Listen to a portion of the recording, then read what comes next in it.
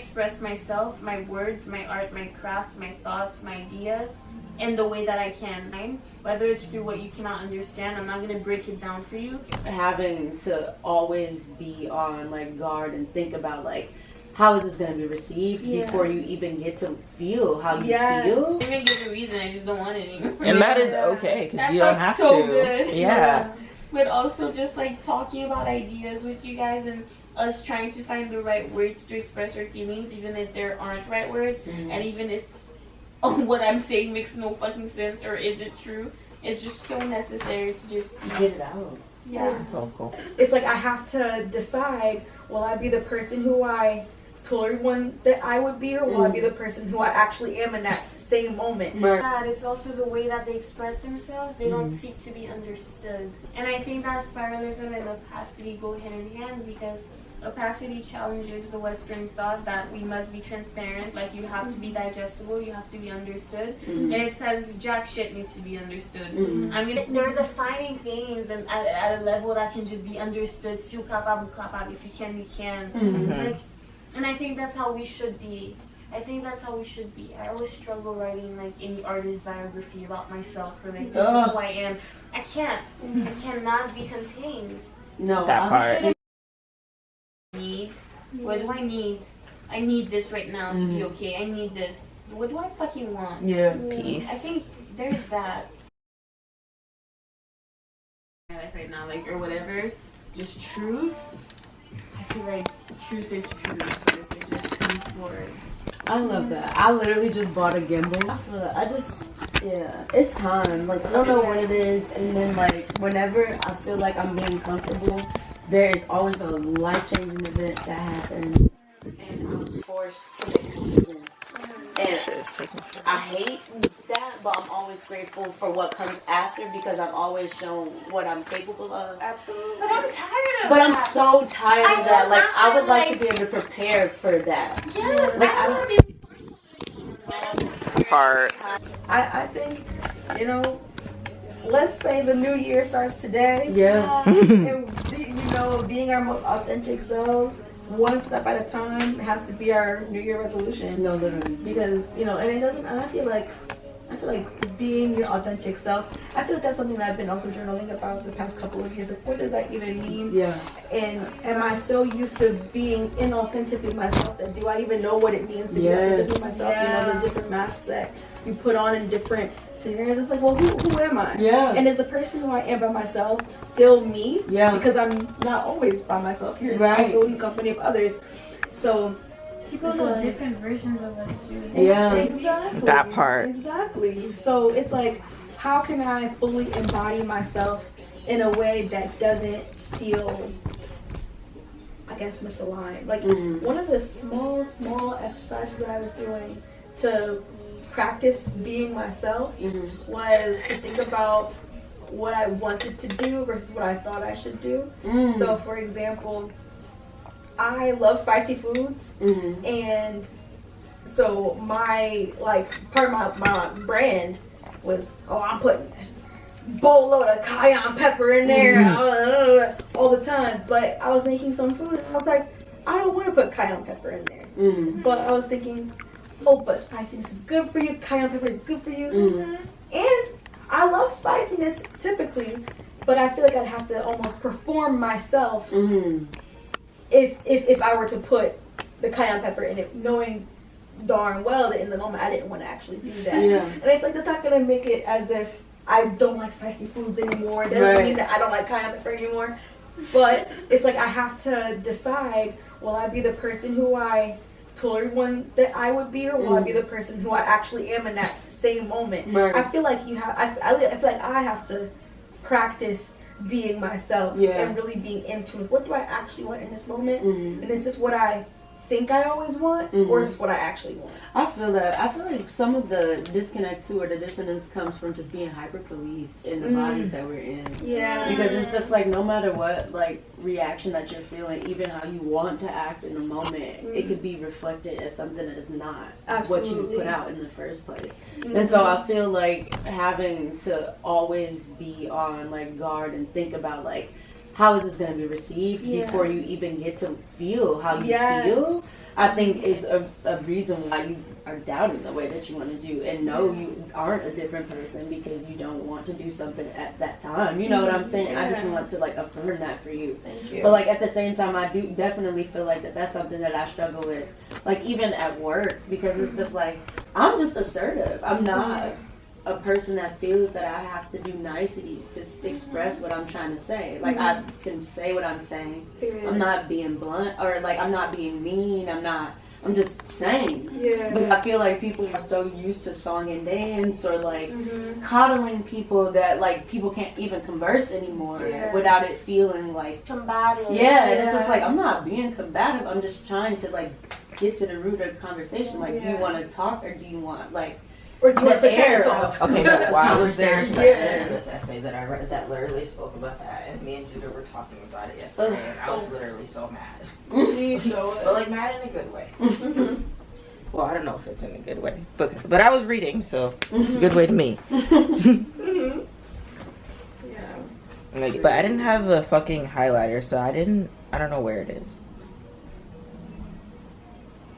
I feel like I'm always referring back to Edouard Glissant, and like I'm always referring back to Franck Etienne and Jean-Claude Fignolet for the idea of spiralism and literary movements, but also Glissant with his idea of opacity.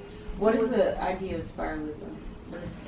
So spiralism, it seeks to define life like at the levels of sound, senses, odors, and like the spiralist movement in literature, which started in Haiti, it kind of challenged like the very linear ways of writing and of expression. So when you're reading like a spiralist novel, it's not just like look at this page. It's just words dash slash words slash words slash words slash. Like they have different ways of expressing themselves. Sometimes and it's all like very intentional. Oh, it's like in what's it Almost called? in verse, but in Shakti Spange. How do you say her name? For colored girls who consider suicide. oh yes, That's how that book is written. But like That's really cool. it's not just that, it's also the way that they express themselves. They don't seek to be understood. And I think that spiralism and opacity go hand in hand, because opacity challenges the Western thought that we must be transparent, like you have to be digestible, you have to be understood. And it says jack shit needs to be understood. I'm going to express myself, my words, my art, my craft, my thoughts, my ideas, in the way that I can, whether it's through a yell, whether it's through a very precise line, whether it's through what you cannot understand. I'm not going to break it down for you. It challenges any level of defining, of definition, of breaking down your thoughts. And I think that's necessary, just because especially Black artists and Black people who have multiplicity like feel like they have to be put in the box or be defined or be able to be titled or be able to be written about, but you are doing so much suppression to yourself, to your thoughts, to your voice, to your ideas, to your thoughts, by defining yourself on those levels. So I thought that the idea of opacity, that things can be opaque and not clear. Things can be gradient. You can have gradients. You don't have to be understood. You don't have to be understood. Everyone seeks for understanding and comfort, associate understanding with comfort and digestibility, but it doesn't have to be like that. We can embrace things that are not too clear, that I'll never fully understand, but I embrace it. And I thought that opacity and the spiralist literary movement work so hand in hand, because they'll describe like love as like, you know, a fucking mango that you chew up and spit. Like they're defining things and at a level that can just be understood. Si ou capable, capable. If you can, you can. Like, and I think that's how we should be. I always struggle writing like any artist biography about myself, or like this is who I am. I cannot be contained. No, that part. We should lean towards that as well. Yes.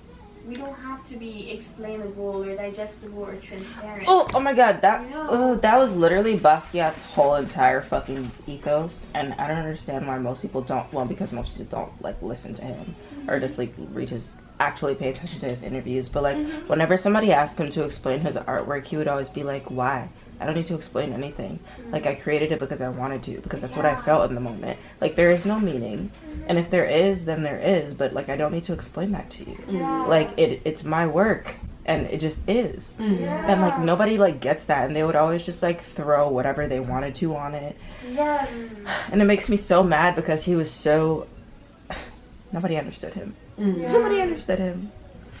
And he had some Poor guy. white I friends. do. He had so many white friends. That's true. But anyways, this paper is really, really, really good. I think we should all read it. It's The Uses of Anger by Audre Lorde. Oh my gosh, yes.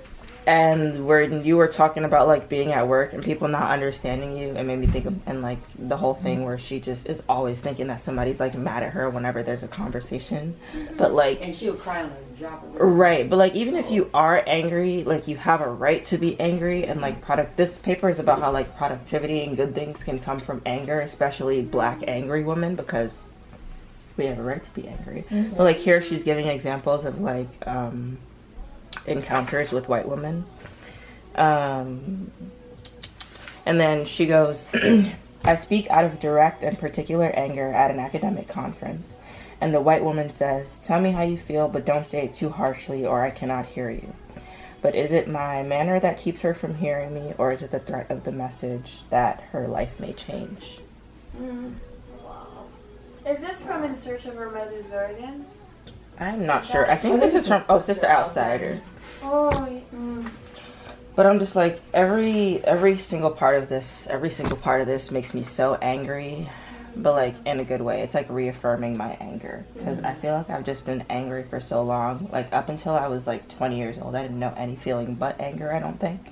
So it just feels so good to know like that it's okay. yeah. Anger is information. That's literally what she It always said. points to something.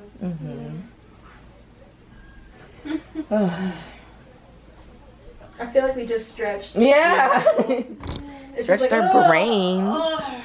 Guys, suppressing our voice is so bad for us. Like, Yeah. it really hinders your ideas, your creativity, and I think even if you're saying a whole lot of nothing, it's so necessary to not suppress your voice. Yeah. Like, I'm really glad I told that lady. Actually, I don't want the curry chicken. Yeah. Like, I just almost blurted it out, and I would always be more careful of, like, being polite and not doing things like that, but, like, I blurted it out. I've not been suppressing my voice. As soon as I saw it, it just didn't look appetizing, and I didn't consider her before me, like, oh, I don't want to say it looks bad, I don't want to give not a, justified reason. I didn't even give a reason, I just don't want it anymore. And that is okay, because That you don't felt have so to. good. Yeah. But also just like talking about ideas with you guys and us trying to find the right words to express our feelings, even if there aren't right words, and even if what I'm saying makes no fucking sense or isn't true, it's just so necessary to just be. Get it out. Yeah, Cool. feels amazing. Thank you for starting initiating the conversation. Yeah. I'm just like, what do I want? What do I want to know? It's You're such a so good at question that. to ask You yourselves. Thank you. Such a good question, because we're always so stuck in the need. What do I need? I need this right now to be okay. I need this. What do I fucking want? Yeah. Peace. I think there's that. And oftentimes we'll see that what we want actually ends up giving us what we need. Yeah. So maybe we stop emphasizing like this necessary, scarce survival place. That part. I have to take that as fucking advice. Well, it's here for you to look back on. Literally. I've been dehydrated lately. Me too. That's why I drink these smoothies. Yeah. You gotta drink some cucumber water. Really? Every time I drink water, I'm so thirsty, and I'm worried about that. No, I hate drinking water because I can only drink it like room temperature or a little bit warmer. So I have to drink hot tea all the time. Or I drink like black coffee, but I do like 25% coffee, 75% hot water. Yeah. Or I'll just like make a smoothie and like trick myself into putting fruit in there by like doing 75% water and then just like a few pieces of frozen fruit. So like, because I can't drink cold plain water, I just can't. And I just can't force myself to drink, like fill the cup up multiple times a day. I don't want to get up. I don't. Like, I already have to feed myself, walk my dog 4 times, feed her 3 times. Like, I'm tired. I don't want to drink water. So I just put as much water in other things as I possibly can. Habit stacking. Maybe I need vitamin or something. I'm just like perpetually thirsty. I don't know what vitamins you take for water. What you should Google do? Oh said. yeah. What you should do? You should is sprinkle when- some salt. Oh. That's exactly what I was gonna say. Google said that. Yep. But like rock salt or sea Oh. salt. Or Himalayan. Yeah, thank I use you. pink Himalayan sea I'll salt. use my Period. table salt. Thank you. Do not No, use use table table salt. We here. Cause I'm just like, okay, sprinkle some Thank you for saying that. I'm like, no table salt, honey. None of You that. drinking saline. Bro. I did that by accident a few months ago. I was like, Mom, you said this is what you wanted me to do, right? Oh my god. Like, baby, What did it not taste that much like? salt. It tasted like. It tasted Contact like water. Have you ever What does had that a sore taste like? throat and you got Gargle, this- yeah. Oh god. That's That's salt. Okay. Damn, Shay. Damn. Maybe like half of that salt. Okay, Maybe I'm half like, of that. geez, Half of that. Maybe half of that. OD. Yeah, I was like, You said salt water. go